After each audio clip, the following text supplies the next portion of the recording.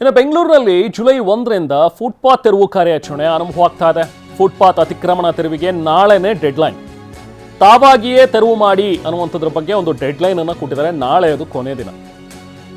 So June 30ಕ್ಕೆ deadline ಅಂತ್ಯವಾಗುತ್ತೆ. ಇನ್ನು ಜುಲೈ 1ರಿಂದ ಆಪರೇಷನ್ ಫುಟ್ಪಾತ್ ಆರಂಭವಾಗುತ್ತೆ. ಜಿಪಿಎ ವತಿಯಿಂದ ನಡೀತಾ ಇರುವಂತಹ ಆಪರೇಷನ್ ಫುಟ್ಪಾತ್ ಇದು. ಜಿಪಿಎ ನಿರ್ಧಾರಕ್ಕೆ ಈಗಾಗಲೇ ಬೀದಿ ಬದಿ ವ್ಯಾಪಾರಿಗಳು ಆಕ್ರೋಶವನ್ನು ವ್ಯಕ್ತಪಡಿಸ್ತಾ ಇದ್ದಾರೆ. ಪರ್ಯಾಯ ಜಾಗ ನಮಗೆ ತೋರಿಸಬೇಕು, ಇಲ್ಲ ಅಂತ ಹೇಳಿದ್ರೆ ನೀವು ಹೀಗೆ ಏಕಾಏಕಿ ನಮ್ಮನ್ನು ಒಕ್ಕಲೆಬ್ಬಿಸುವಂಥದ್ದು ಸರಿಯಲ್ಲ ಅನ್ನುವಂಥದ್ರ ಬಗ್ಗೆ ತಮ್ಮ ಅಳಲನ್ನು ತೋಡ್ಕೊಳ್ತಾ ಇದ್ದಾರೆ. ನಾವು ಪ್ರತಿನಿಧಿ ಲಕ್ಷ್ಮೀ ನರಸಿಂಹ ಅಲ್ಲಿಂದ ಒಂದು ಪ್ರತ್ಯಕ್ಷ ವರದಿ ನೀಡಿದ್ದಾರೆ, ಬನ್ನಿ ನೋಡೋಣ.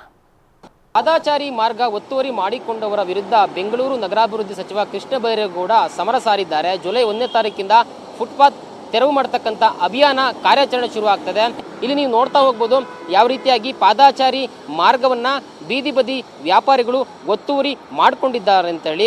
ಈಗಾಗಲೇ ಜುಲೈ 1ರ ತನಕ ಡೆಡ್ಲೈನ್ ಕೊಟ್ಟಿದ್ದಾರೆ. ಅಷ್ಟರೊಳಗಡೆ ಯಾರ್ಯಾರು ಫುಟ್ಪಾತನ್ನು ಅತಿಕ್ರಮಣ ಮಾಡ್ಕೊಂಡಿದ್ದಾರೆ, ಫುಟ್ಪಾತ್ನಲ್ಲಿ ವ್ಯಾಪಾರ ಮಾಡ್ತಾ ಇದ್ದಾರೆ, ಪಾದಾಚಾರಿಗಳ ಹೋರಾಟಕ್ಕೆ ತೊಂದರೆ ಉಂಟು ಮಾಡ್ತಾ ಇದ್ದಾರೆ, ಅವರಾಗಿಯೇ ಫುಟ್ಪಾತನ್ನು ಬಿಟ್ಕೊಡ್ಬೇಕು, ಇಲ್ಲವಾದ ನಿಟ್ಟಿನಲ್ಲಿ ಕಠಿಣ ಕ್ರಮವನ್ನು ಜರುಗಿಸ್ತೀವಿ ಮತ್ತು ದಂಡವನ್ನು ಕೂಡ ಹಾಕ್ತೀವಿ ಅಂತ ಹೇಳಿ ಈಗಾಗಲೇ ಜಿಬಿಎ ಅಧಿಕಾರಿಗಳು ಮುನ್ಸೂಚನೆ ಕೊಟ್ಟಿದ್ದಾರೆ.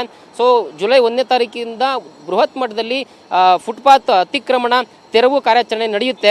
ಸೊ ಯಾಕಂದರೆ ಬೆಂಗಳೂರಿನಲ್ಲಿ ಇರ್ತಕ್ಕಂಥ RTL ಮತ್ತು ಸಬ್ RTL ರಸ್ತೆಗಳು, ಅದರಲ್ಲೂ ಕೂಡ 2000 ಕಿಲೋಮೀಟರ್ ರಸ್ತೆಯ ಪಾದಚಾರಿ ಮಾರ್ಗಗಳನ್ನು ಆದ್ಯತೆಯ ಮೇಲೆ ನಾವು ಸರಿ ಮಾಡ್ತೀರಿ ಅಂತಕ್ಕಂಥ ಒಂದು ಘೋಷಣೆಯನ್ನು ಕೃಷ್ಣ ಬೈರೇಗೌಡ ಈಗಾಗಲೇ ಮಾಡಿದ್ದಾರೆ. ಏನು ಹೇಳ್ತೀರಾ ಇದ್ರ ಬಗ್ಗೆ? ನಮಗೆ ನಾವು ಅದ ಜೀವನ ಹೊಟ್ಟೆ ಮಾಡೋ ನಮಗೆ ಅದೇ ಇರೋದು, ನಾವು ಅದೇ ಮಾಡೋದು ಜೀವನ, ನಾವು ಅದೇ ಇದು ಮಾಡೋದು. ನಾವು ಅದೇ ಎತ್ಬಿಟ್ರೆ ನಾವು ಎಲ್ಲೂ ಹೋಗೋದು, ಕೆಲಸ ಮಾಡೋಕ್ಕೆ ನಮ್ಗೆ ಯಾರು ಕೊಡಲ್ಲ. ಇವಾಗ ವಯಸ್ಸಾಯಿತು ನಮಗೂ. ಆ ಜೀವನ ಅದು ಹೊಟ್ಟೆ ಪಡೆಗೆ ಅದು ಮಾಡಿದ್ರೇ ನಮಗೆ ಜೀವನ. ಅಂದರೆ ಈಗ ಪಾದಾಚಾರಿ ಮಾರ್ಗ ಇರೋ ಜನ ಓಡಾಡೋಕ್ಕೆ ಇಲ್ಲಿ ವ್ಯಾಪಾರ ಮಾಡಿದ್ರೆ ತುಂಬ ಕಷ್ಟ ಆಗುತ್ತೆ, ಆಕ್ಸಿಡೆಂಟ್ಗಳಾಗ್ತವೆ ಅಂತಕ್ಕಂಥದ್ದು. ನೀವು ಏನು ವ್ಯಾಪಾರ ಮಾಡ್ತೀರಾ? ಎಷ್ಟು ವರ್ಷದಿಂದ ವ್ಯಾಪಾರ ಮಾಡ್ತೀರಾ? ಸರ್ ನಾವು ಬಂದು 20-25 ವರ್ಷ ಆಯಿತು ಇಲ್ಲೇ ವ್ಯಾಪಾರ ಮಾಡೋದು. ನಾವು ಜನಗಳಿಗೆಲ್ಲ ಏನೂ ತೊಂದರೆ ಕೊಡಲ್ಲ. ಫುಟ್ಪಾತ್ ಮೇಲೆ ಸೈಡಲ್ಲಿ ಹಾಕ್ಕೊಂಡಿದ್ದೀವಿ. ಈ ಥರ ಬಂದು ಎತ್ತಿಸ್ಬಿಟ್ರೆ ನಮ್ಮ ಜೀವನ ಯಾವ ಥರ? ನಾವು ಮಕ್ಕಳು ಮರಿ ಇರೋರು, ಸ್ಕೂಲ್ ಫೀಸ್ಗಳು ಕಟ್ಟಬೇಕು, ನಮ್ಮದು ಹೊಟ್ಟೆಪಾಡು. ಅಂದರೆ ಪಬ್ಲಿಕ್ ಯಾರಿಗೂ ತೊಂದರೆ ಆಗದಿರೋಂಗೆ, ಅವ್ರಿಗೂ ತೊಂದರೆ ಆಗಬಾರ್ದು, ನಮಗೂ ತೊಂದರೆ ಆಗಬಾರ್ದು, ಆ ಥರ ಯಾವುದನ್ನ ವ್ಯವಸ್ಥೆ ಮಾಡಿಕೊಟ್ರೆ ತುಂಬ ಒಳ್ಳೆಯದು.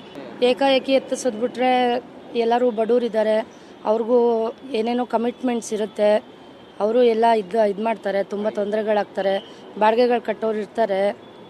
ಸೊ ಎಲ್ಲ ತುಂಬ ತೊಂದರೆ ಆಗುತ್ತೆ. ಕ್ಯಾಮ್ರಾ ಪರ್ಸನ್ ರಾಜು ಜೊತೆ ಲಕ್ಷ್ಮೀ ನರಸಿಂಹ, TV9 ಬೆಂಗಳೂರು.